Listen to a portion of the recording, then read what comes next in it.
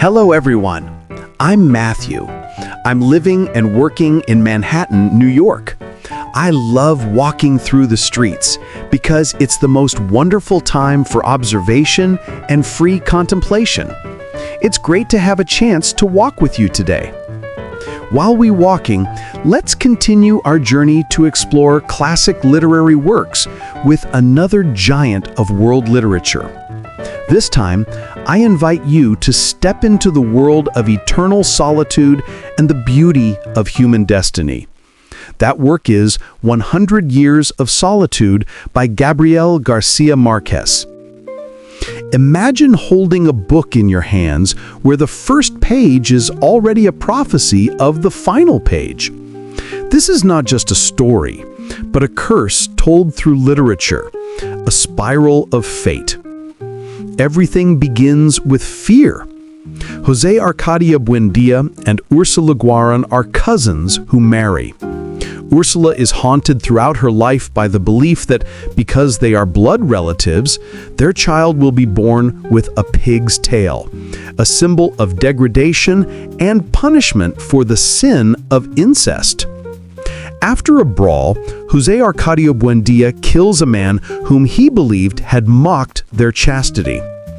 Tormented by the obsession with death and the curse, the couple, along with a group of friends, abandoned their old village. After many nights of wandering, they dream of a city with walls made of mirrors, and then they stop and establish the village of Macondo, a small village completely isolated from the outside world. At that time, there was nothing but a river of clear water flowing through a bed of polished stones, which were white and enormous, like prehistoric eggs. From the very beginning, the curse was present. The gypsy fortune teller Melquiades, who brought the knowledge of the outside world to Macondo, left behind an ancient manuscript written in a mysterious Sanskrit. He declared that all the destinies of the Buendía family had been fully recorded in it and would only be decoded when everything was about to end. And then came the 7 generations of repetition and solitude. The Buendía family goes through 7 generations, each generation carrying repeated names, José Arcadio, Aureliano, Amaranta, and each falling into their own spirals of solitude, passion, and madness. Macondo, from an innocent village, gradually witnesses civil wars, the invasion of the American Banana Company, and other disasters. First generation, José Arcadio Buendía, the founder, a mad inventor, obsessed with science and exploration. Eventually, he loses his mind and is tied to a chestnut tree in the courtyard until his death, living in solitude with his illusions. Second generation, Colonel Aureliano Buendía, the hero of 32 failed rebellions. He fought not for ideals, but for pure pride. He fathered 17 sons with 17 different women, and all of them were later killed. He ended his life by crafting little gold fishes and then melting them down again, in utter solitude. He loved no one, trusted no one, and fought only out of pride. Amaranta lived her whole life with resentment in love and jealousy.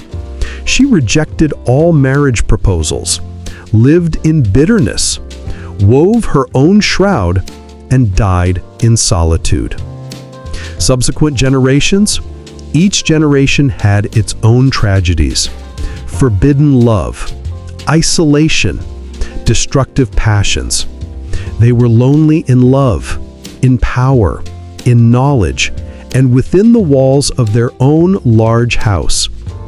It only concludes when the circle of fate closes. By the 6th and 7th generation, Aureliano Babylonia, the grandson, and Amaranta Ursula, his aunt, grow up in the decaying great house. They are unaware of their blood relation. They fall passionately in love and have a child together. The child is born on a stormy night, and the ancient curse finally comes true. The child is born with a pig's tail. Amaranta Ursula dies after childbirth. Aureliano Babylonia, in immense pain, neglects the child. When he wakes up, he sees it being devoured by a swarm of giant black ants. At that moment, he suddenly understands everything.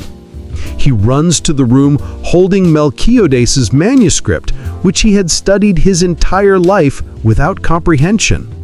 Now, as if enlightened, he can read it, and he realizes the entire destiny of the Buendia family, from its origin to this very end, had been recorded 100 years prior.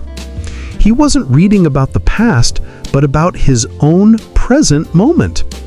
As he reads the final line, a whirlwind rises and blows away the entire village of Macondo, erasing all traces of the Buendia family from the face of the earth, because races condemned to 100 years of solitude did not have a second opportunity on earth. Deeply inspiring messages. 100 Years of Solitude is not merely a tragedy about solitude, but a masterpiece containing deeply inspiring messages about how humans can live authentically and proudly amidst the whirlpools of destiny. First, this is a message about acceptance and living fully with solitude. The work doesn't teach us to escape solitude, but how to live elegantly with it. Each Buendia character has their own fortress of solitude.